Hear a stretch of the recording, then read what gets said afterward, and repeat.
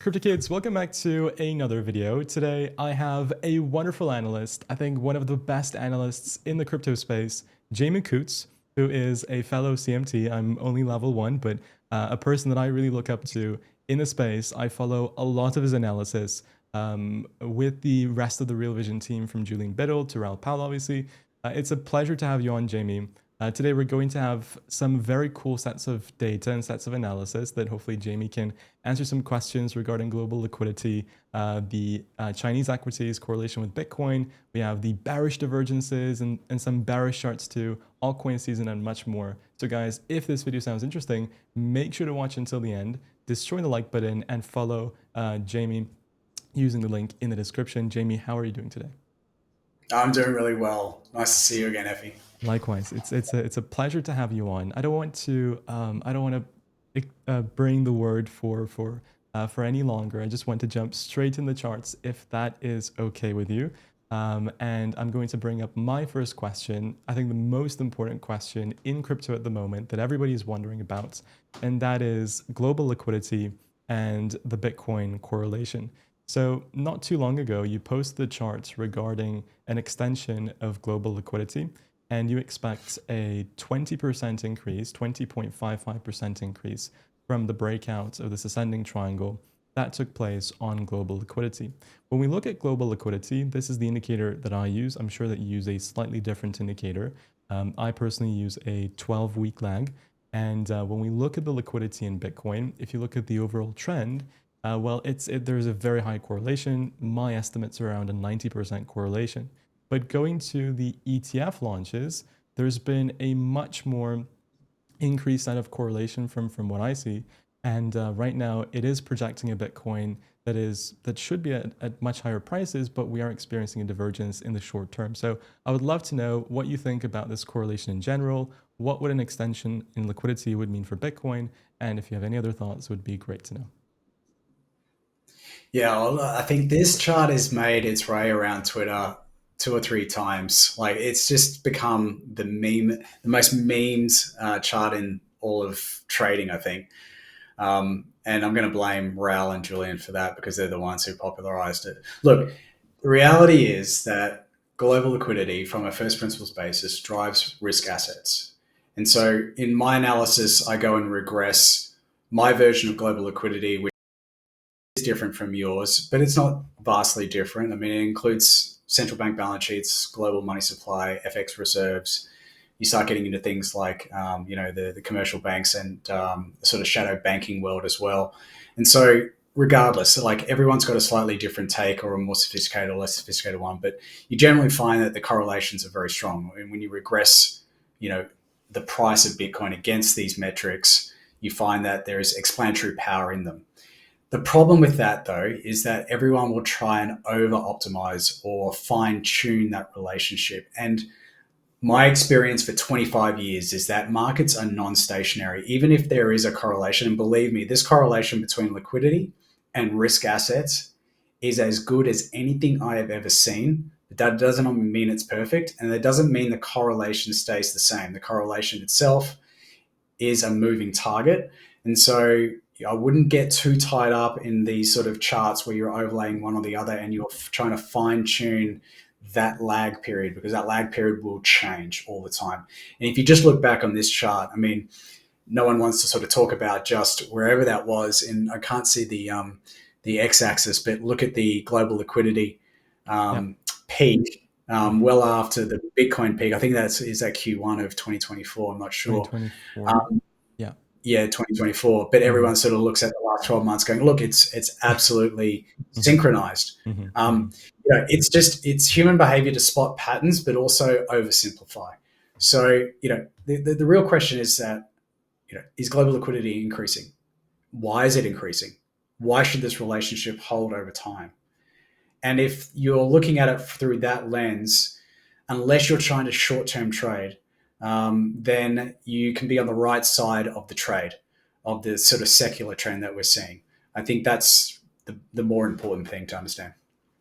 Make, make, Makes a lot of sense, and I completely agree. I think it's an important thing, a very important thing to keep on the charts and have a look at.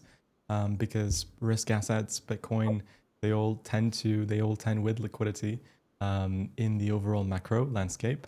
So I agree, and I would like to ask regarding this specific divergence. I know it's not so important when you look and zoom out into the bigger picture because that correlation has been very, very accurate only recently since the ETF launches. Do you think Mm. this divergence is specifically anything concerning, or is it just nothing to really worry about and Bitcoin will either follow up with it or we don't have to follow up with liquidity? What are your thoughts on that overall divergence? So two things. Like if I was just to say your liquidity chart is the best one, your liquidity proxy is the best one, and I looked at that divergence that you're talking about right now within the volatility scope of the asset, nothing to worry about. There is nothing there that suggests the correlation is broken down because you can see if you go back just 6 months ago that you had wiggles where it did different. It actually underperformed or outperformed quite significantly. So I don't think there's anything there at the moment. But the other thing is that my liquidity proxy, which is not perfect, and others have, I'm sure, better versions of it, is actually has been flatlining for a little bit longer than yours Okay. because it's very much driven by the US dollar. So it depends on the components as Yeah. well. Yeah. So everyone's got different timeframes, different proxies, different expectations for what the tolerance level is for divergences, and so therefore you get a whole bunch of differing opinions. But Okay. you know, again, is over the long term, does liquidity drive asset prices? Yes. Is liquidity going to go up? That should be where you sort of base your answers on or draw your conclusions from. And if it is a point where, like in the trend where Bitcoin has overextended, maybe it's gone through a 30% run in the space of a couple of weeks, like it did at the end of last year, at the end of 2024 when Trump came in, then you can see, okay, the liquidity might be rising or not, but basically, are you buying into a extended range within the overall, secular trend? And that question that you mentioned about, okay, is liquidity going to go up in the long term? I think is, like you said, a very important point and perhaps one of the only points to focus on. And a very good indicator of liquidity, apart from the M2, is the central bank balance sheets. So, regarding the balance sheets, we had massive amounts of quantitative easing in the previous cycle. Due to COVID, we had so much economic stimuli being put into the markets. Do you think that we can see the same amount of quantitative easing? Do you see the central bank acquiring a lot of assets going back to levels that we were in 2021? How do you see the Fed? How do you see quantitative easing going into the next few months? Into the next few months, and also, I guess, after the next few months as well, sort of looking more sort of medium term. I think we're at a point where we are going to see a pivot from central banks. The central banks have not really been participating in this cycle. And so when we talk about cycles as well, are we talking about Bitcoin halving cycles? What are we actually talking about? And I think I look through the lens of liquidity cycles, right? So liquidity has a tempo, and that tempo is pretty much defined by the refinancing of government or sovereign debt. And because government and sovereign debt has a tenor that ranges between sort of 4 to 5 years or 4 to 6 years, you tend to see these cycles of around 4 to 5 years. In the initial years of Bitcoin, that very much looked like it was the Bitcoin halving that was driving it. And certainly that was a major factor. The halving of the supply schedule when the supply or the inflation rate was very, very high was significant. Less so as the asset matures and the inflation rate goes from 2% down to 1%, down to 50 basis points, and so forth and so forth. But I think what really we were looking at all this time, we didn't know it, was that Bitcoin was tuned into the liquidity cycle. And so the liquidity cycle bottomed in 2020, the Q4 of 2022, and that's when I wrote, my report at Bloomberg Intelligence saying the bottom's in, and no one believed it at the time because I could see the relationship between global liquidity. This cycle, though, we haven't seen a lot of support from central banks apart from interest rate cuts. They've still been they've still been tightening their balance sheet after the last cycle, so they've not really participated from an asset purchase perspective. They've allowed liquidity to increase through interest rate cuts. But the biggest driver or the most significant element to global liquidity is really the balance sheets of the central banks and the balance sheets of the commercial banks. So where they're able to really juice the ability for the commercial banks to print more money, i.e., issue more loans, issue credit, because that is roughly around about 85 to 90% of the money supply. People think that central banks print money and that's where most of the money comes from. Actually, it comes from the commercial banking sector. They're responsible for around 85 to 90% of all the new money supply or money creation in the economy. It just gets supercharged at certain times when the central banks need to also issue money by actually buying assets when liquidity is tight. And so, to your question, like, will liquidity need to expand in the short term? It's harder to say in the short term, the next sort of 3 months, but I think we're getting very close to a point. We'll probably, well, I think it's very likely we'll see interest rate cuts in the September meeting. The question is, will the Fed also announce the end of QT or further tapering of QT, because they are tightening their balance sheet? You can see that on the screen with the white line. That's basically still been going lower, and that's a contraction in central bank balance sheets. But it's basically bottomed or is flatlining along the bottom since really the end of 2024, 2025. And that's primarily due to China. China is offsetting the tightening that we've seen in Europe and in the United States. So will the Fed, cease quantitative tightening? I think it's likely. It may be pushed out to next year. But if you look at metrics which measure the total debt, the total US public debt, because they are the most indebted actor in the global economy, it's the US government, 36, 37 trillion, depending on the day, and going up very, very quickly. That debt needs to be refinanced. And as capital flees sovereign bonds, new buyers of the sovereign bonds need to be found. And when there is no buyer, that's when the central bank acts as, the buyer of last resort, which was its real original mandate set up in 1913. You can forget what they tell you about stable prices and unemployment. They are there to hold up the financial system, hold up the financial banks, but now they are very much tied to the hip of the US government. And we're in this world they call, if you've heard the term fiscal dominance, it's not so much what the central bank does, it's really what the US government does. And the US government right now is deficit spending like we've never seen before in a peacetime environment. And that debt needs to be financed. Those interest rates that they need to pay, or the interest payments they need to pay on the debt, need to be paid. And therefore, interest rates themselves need to be contained. And when you find the marginal buyer is moving away from US debt, that's when things get interesting. That's when innovations start appearing.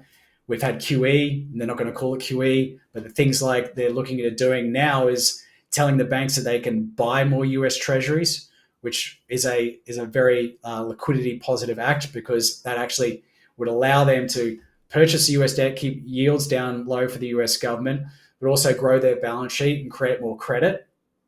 And we've seen also the US government lean into crypto, and they're leaning into crypto because they see stable coins as a means to find new buyers for their debt. Someone in Africa, or where you are, can buy a stable coin via a digital wallet, and they're essentially supporting the US government. And just on the longer term basis, I mean, that is the structural backdrop for more liquidity.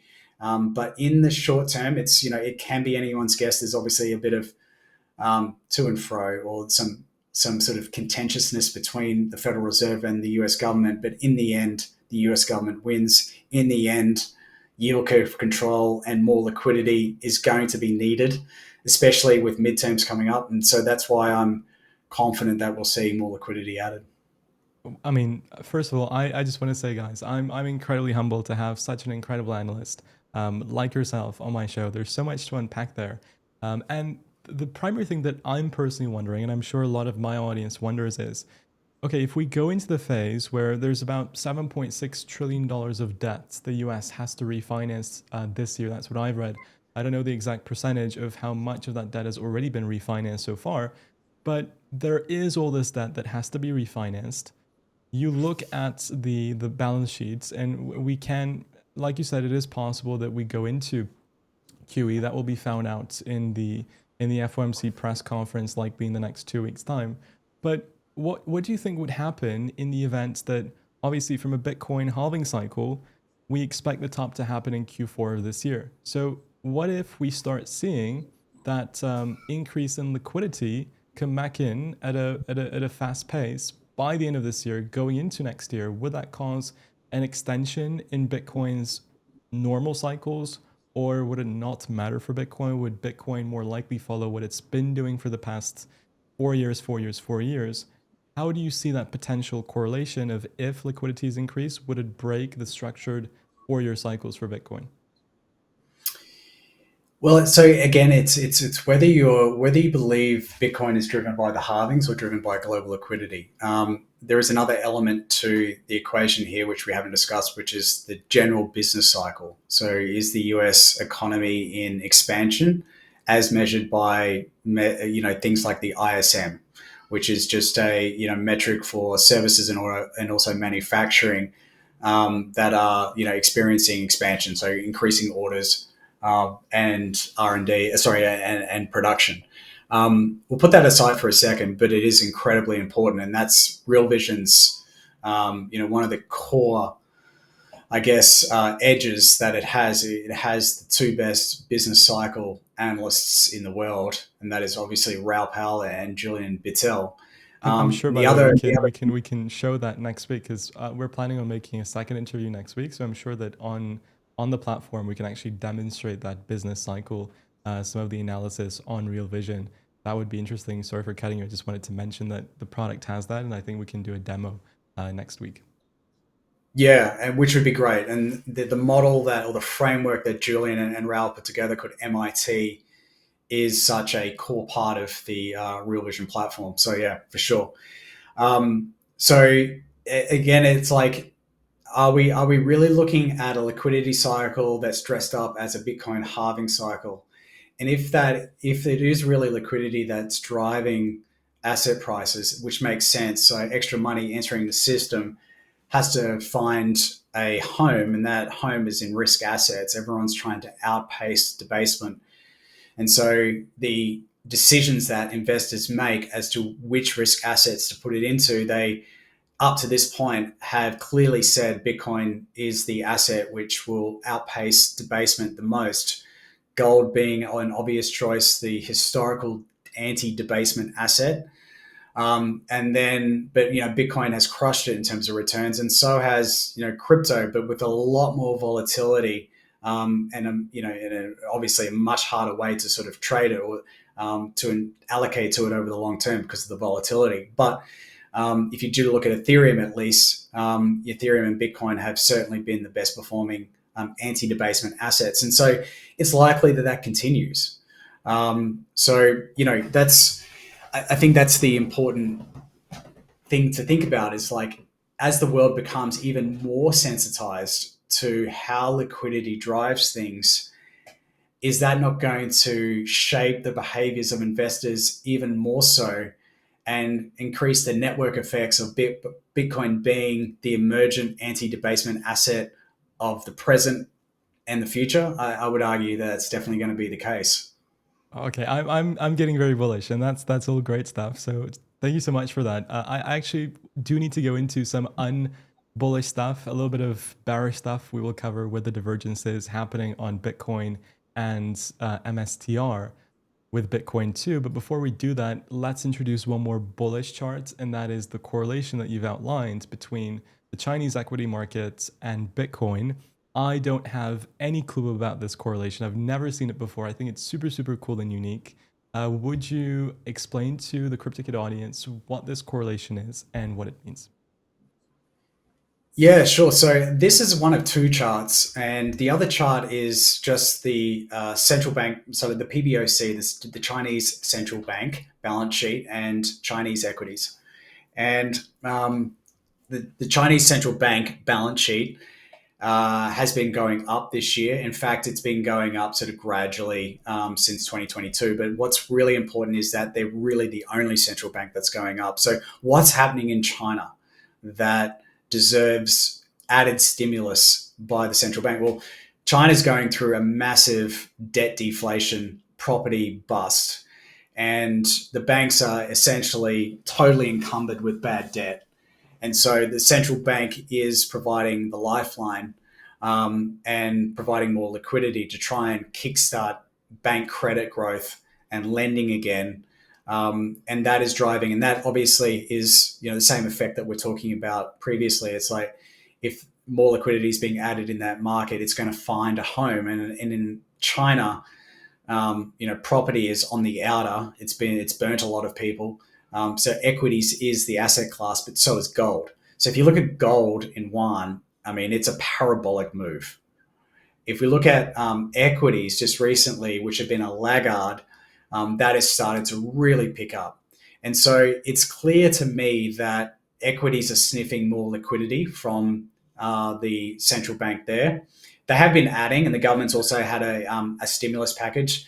It's big by global standards. It's not big by Chinese standards of the past, but it's been significant. They're trying to engineer recovery in risk assets and trying to increase, tax receipts and get the economy going. Now, it just so happens that in previous cycles, the relationship, at least in terms of like the last phase of the Bitcoin bull market, has teed up with equities. And what's driving both of them? Global liquidity, or in this case specifically, Chinese liquidity.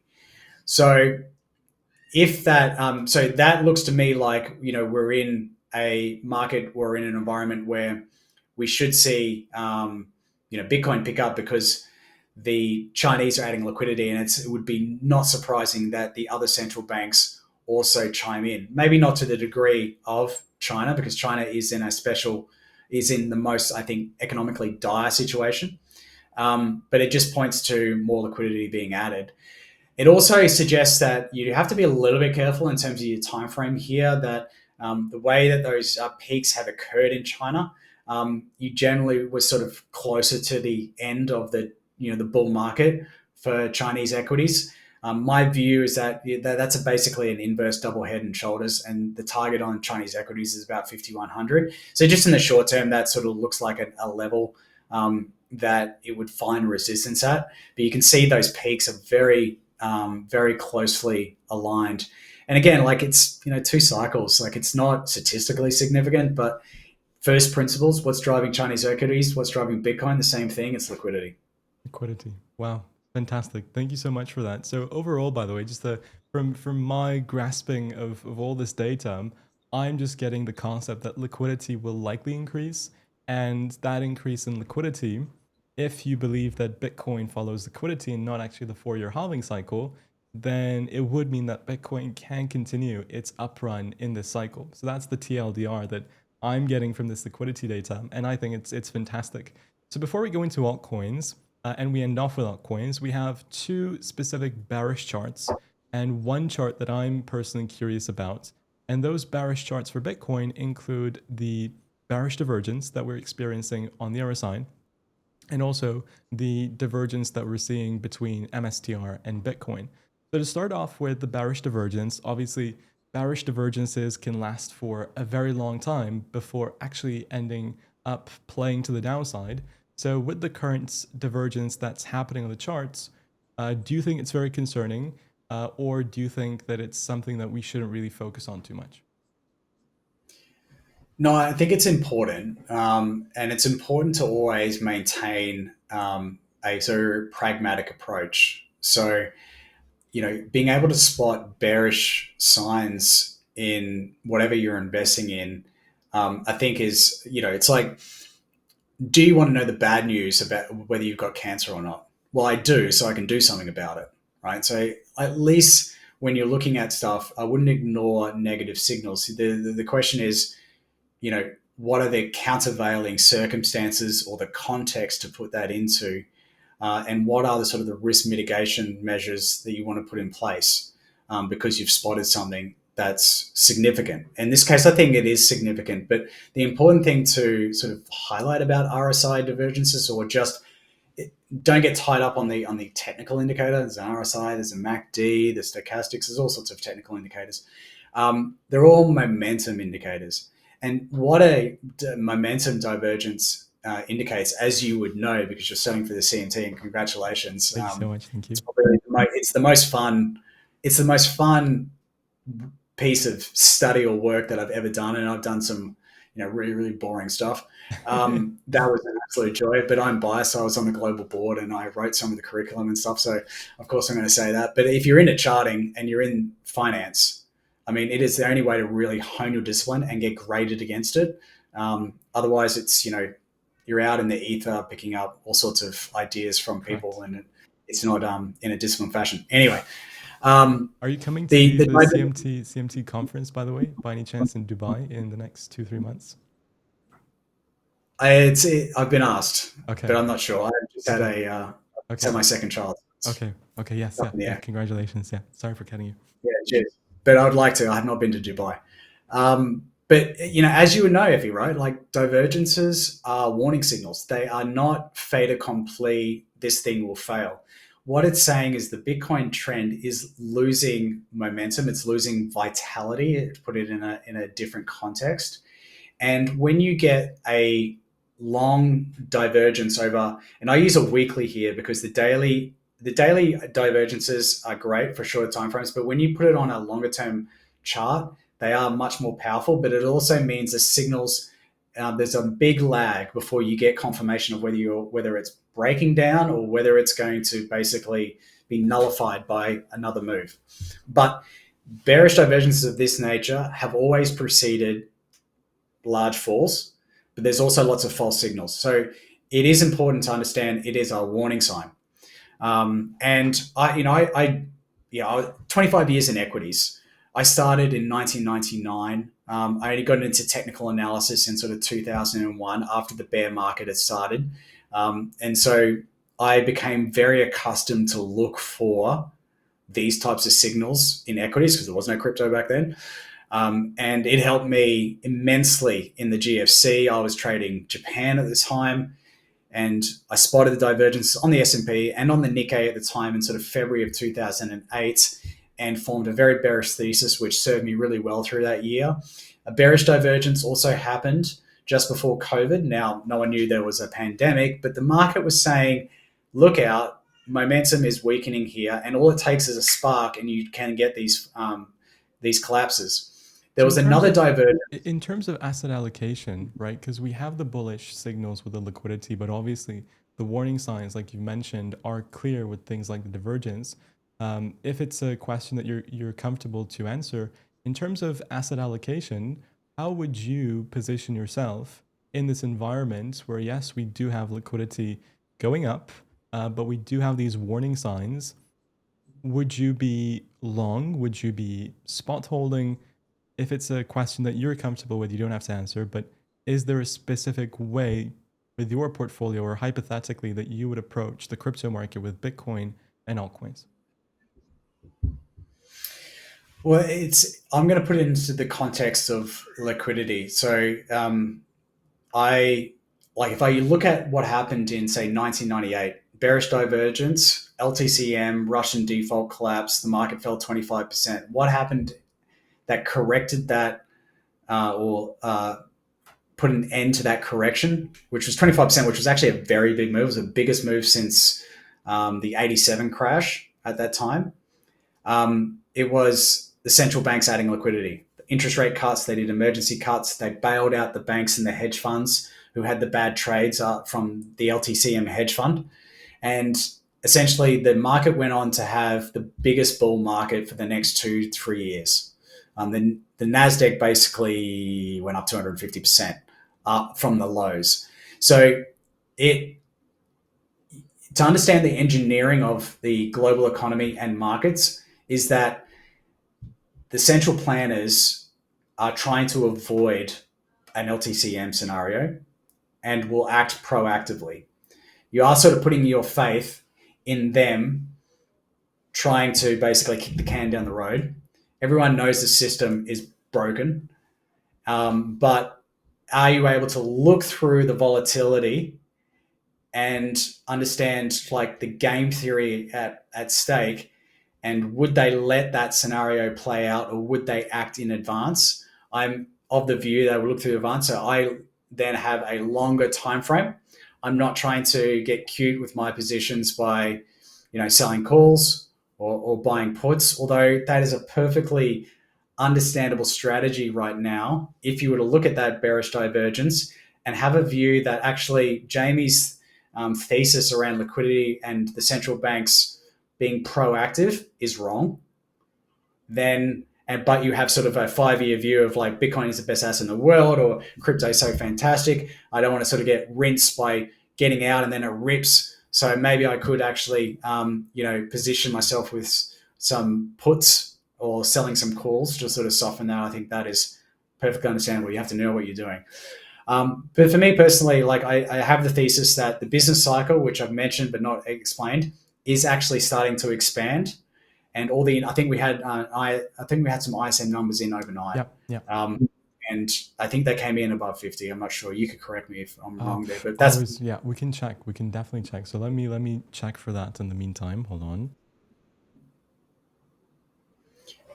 But certainly the forward-looking indicators Mhm. on the business cycle were looking positive, and this is the longest period for many decades that the ISM has stayed under 50. And over to understand the ISM number, 50 is expansion, below 50 is contraction.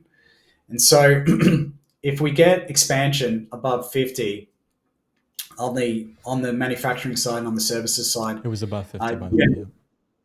Yeah, yeah, okay. 52. So you get an increase in corporate earnings, or increasing corporate earnings, and that generally puts the market in a pretty good state. And that's what the S&P has sort of been detecting. The last earnings cycle, there was most of the sectors beat by considerable margins. Everyone talks about the Mag Seven and the big tech and the hyperscalers as being, as being the entire market. It's true in many sense, but like most of the other sectors also beat their earnings estimates as well. So the S&P sort of been sniffing this out, and I think we're just starting to see the confirmation of that. And then if you add in the fact that they'll probably have to do something on the liquidity front, mainly because the US is trying to manage a huge debt load and doesn't know how to control its spending, then you've got the Goldilocks scenario. I want to say that where you've got business cycle expanding plus global liquidity expanding, and that may catch a few people offside who are just looking at the Bitcoin 4 year cycle. Makes a lot of sense. And from this, I'm sort of getting the idea that we can have a correction going into the next half a year, or potentially 7 to 8 months. But overall, if you have a long-term view of investing, then things appear to be. It does appear that these assets, Bitcoin included, will tend to much higher levels if you have that macro view. So what I mean, I always, when people ask me, how do you get rich with crypto or Bitcoin? I just say, buy a little bit every single day, right? Because in the long run, Bitcoin is the superior asset. We're not going to do a Michael Saylor talk, but it's just it. When you look at the liquidity, when you look at monetary debasement, if you have a long-term view, then even if you do see 50% corrections at the end of parabolic structures, that's fine, because in the long term, the asset is going to appreciate anyways.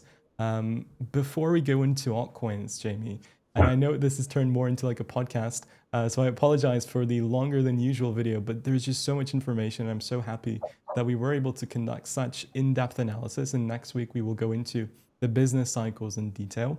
When we look at the divergence that's happening between strategy and Bitcoin, it's a similar divergence to what took place in the previous cycle. And I know it's only one cycle, so the data is for sure something to be considered, but it doesn't have much history. Do you think this divergence marks the potential top for this parabolic structure?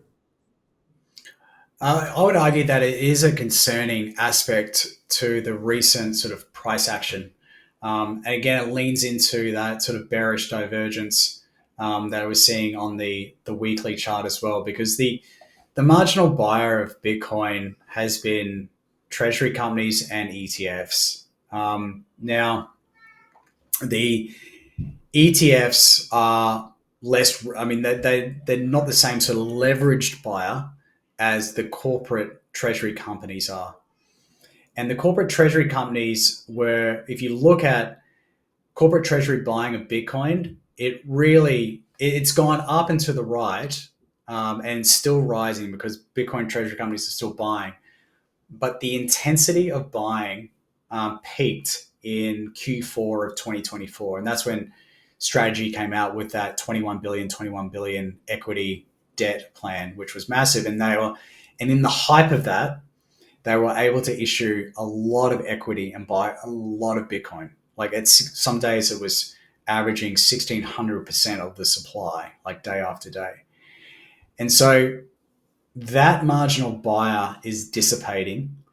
They're not selling. It's just the intensity of the buying. And if you sort of follow markets and even look at sort of technical indicators on things like macro indicators like liquidity, and also prices, rate of change is really the most important aspect, not so much the absolute levels. And that rate of change has been dissipating. And it's been dissipating because there is a cap to how much they can buy, because it's dependent on capital markets giving them the premium to do that. After the Q4 frenzy of Strategy and Meta Planet, but on a much smaller scale, every man and his dog came out with a treasury, Bitcoin treasury company. So the dilution across the capital markets of other options to fund to buy Bitcoin expanded. And so Strategy can't buy at the same intensity anymore. Now, Strategy, if you have to look at it in a longer time frame, Strategy is the winner. Like, as far as I'm concerned, unless something really out of the box happens, they are going to be around. Whereas a lot of these other Bitcoin treasury companies are going to go by the wayside. Some of them, as you go down the list, the covenants on the debt or the agreements they've struck in order to raise capital to buy Bitcoin have been done at less and less favorable terms. And ultimately, in a bear market, they will come unstuck. Many of them will trade under, well, a lot of them are already trading under MNAV, Yeah. which is an MNAV of 1, which is interesting. And that's going up, which means that there is a divergence or a spread between the top ones and the bottom ones. And if that continues for an extended period of time, I don't know how long, like 6 months, 12 months, 2 years, strategies of the world will just buy those companies because they can essentially buy Bitcoin at a discount. So what I'm saying is that, like everything in crypto, it gets silly fast. And there was way too much supply of new companies coming in trying this strategy, rather than just be, hey, I'm a normal company and I've got free cash flow that I need to park in something that's not going to be debased. I'm going to buy some Bitcoin. No, they all went the strategy route and tried to be the next strategy. And of course, that dilutes the opportunities, it dilutes the market, and the MNAVs are compressing. And when the MNAVs compress, it means that they can't issue as much equity to buy Bitcoin. And that just means that the marginal buyer, like treasury companies as the marginal buyer, doesn't reverse, at least not yet. It just slows down. And so that is also a drag on the price.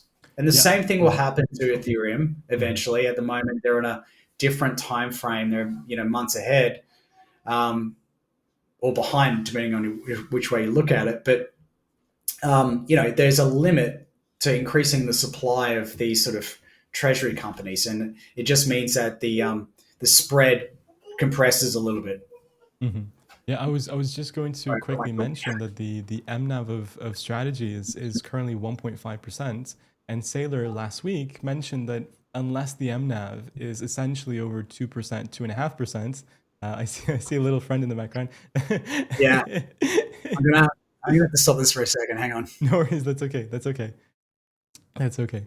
I'll just take over for a second. That's fine. So let me just. There we go. That's fine. We'll wait for Julian to come back. So essentially, strategy now has an MNAV of 1.5%. And what Saylor mentioned last week was, if you don't have an MNAV over 2% or 2x, sorry, 2x MNAV, 1.5, 2%, Guys, it's I'm losing track. Apologies for it, but he basically says if you're not over 2.0, they're not going to be able to accumulate much amounts of Bitcoin.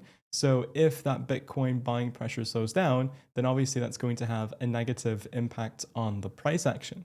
And that actually segues into, like you said, Ethereum very nicely, and the banana zone, which I want to briefly cover. So regarding banana zone, we'll talk about Ethereum and the strategic investment flows of these treasury companies for Ethereum. But first, I would love to ask you, Jamie, if the current or if the upcoming banana zone is going to be as violent as it was in the previous two cycles. And if it's not, then how do you see altcoins performing? And is it going to be an individualistic approach to ETF only altcoins or only utility altcoins? How do you see the altcoin markets developing in the upcoming few months? So I've been saying this really from the start. Like we've crypto's found product market fit, and I'm not sure if why my video Yeah, has stalled. I think it's stalled. That's okay. That's fine. We can still hear you, so that's okay. Um, crypto's found product market fit. The previous cycles, everything there was obviously an adoption curve that was taking place, and so the last cycle was really the first cycle where we had institutions come involved. I mean, we've just spoken about strategy. They started buying Bitcoin, putting it on the corporate balance sheet back in 2020. You had hedge funds starting to trade it. We had futures listed on CME. And we had even like Grayscale and the ETP trade from that cycle. This cycle, it's different. We've got sovereign buyers, we've got sovereign wealth funds, we've got pension funds. Basically, anyone, the top tier of institutions are already in the Bitcoin market, with the exception of central banks.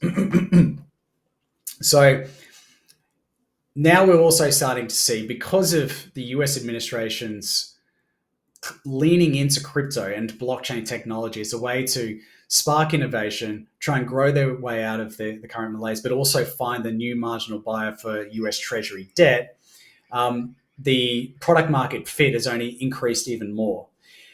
What that means is the more institutional buyers that are coming in are looking at the crypto space a lot differently to the average retail punter. And so that is meaning that I've said that the new buyers are much more discerning. They're not going to buy the 15th or 16th L1, the 10th L2, because you can see as all industries go over time, it's not necessarily that Ethereum wins. I don't think that, but like there'll be a handful that will, and so place your bets amongst them. The rest of it's really like throwing, just gambling to a certain degree. Now, I'll be wrong. There'll be some L1s and L2s out of nowhere. There'll be some that haven't even been created that will launch and do very well. The point being is like the concentration, because they've got product market fit, they've got the users, they've got the cash flows, they're burning tokens, means that they have a solid investment case for a TradFi investor that's being commissioned or tasked with the ability to go in and invest in crypto for the first time. So we're going to see an alt season, and hopefully we'll never say the word alt season again. It's just an asset class bull market in the future. But it's going to be a little bit more discerning. And the other thing is that we won't see the same kind of banana zone as the last cycle, simply because the type of stimulus is different. We had not only were people just like at home or forced to be at home, Yeah. and getting stimulus checks, which just went straight into the market, whether it was GameStop or some, no one ever heard of altcoin. You just can't expect that kind of, because the velocity of stimulus is different. You just won't see the sort of price action of the last cycle. So people are holding big bags of alts. I think, have already been bitterly disappointed with this cycle, and will probably be disappointed at the end of it, whenever that is, even though they may see a couple of pumps in their bags, but it'll be, I think, it'll be fleeting. So that's, with the markets changing, thankfully for the better. Yeah, makes sense. I agree. I think that unfortunately in the cycle, and I'm sure Raoul Pal would be very upset about this, but I don't think that banana zone essentially is going to happen at what the expectation of the average crypto altcoin holder will be. And that's because number one, yeah, lack of stimuli is what we got in the previous cycle, and everybody was forced to stay at home, like you said, and trading was a big topic, and that was a thing that people were doing in their free time to try and earn an extra income. So I don't think that also in this cycle we're going to see the average. I mean, just any sort of altcoin that goes into the space without having any functionality, you throw money at it and it goes 10, 50x. I don't think that's going to happen.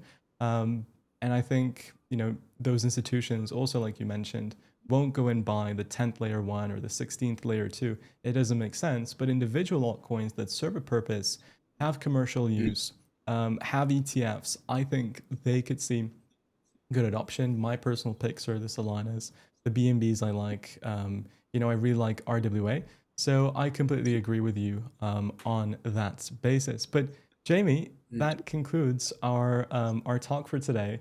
I'm super super happy we had this chat. Next week we'll go into the business cycles, and I'll prepare some more charts that I think are interesting, and I'll ask you those questions. It's a shame that your camera stopped working, but thank you so much, Jamie. It's really been a pleasure having you on the channel. Yeah, sorry for the interruption, but thanks again, Effie. This is great. I really enjoyed it. Thank you so much, guys. If you want to follow Jamie, obviously I've put his Twitter in the description down below. So please, please, please make sure to follow Jamie on Twitter. Incredible analysis. I mean, I'm to me, the Jamies of the world are people that I'm very much inspired by, a fellow CMT. So he's really great at what he does. So please, please, please check his Twitter out. It's linked in the description down below. Guys and girls, thank you so much for watching. Have a fantastic rest of your day. Jamie, you too. And I'll see you all on the next update video very soon. Take care, everyone. And as always, bye-bye.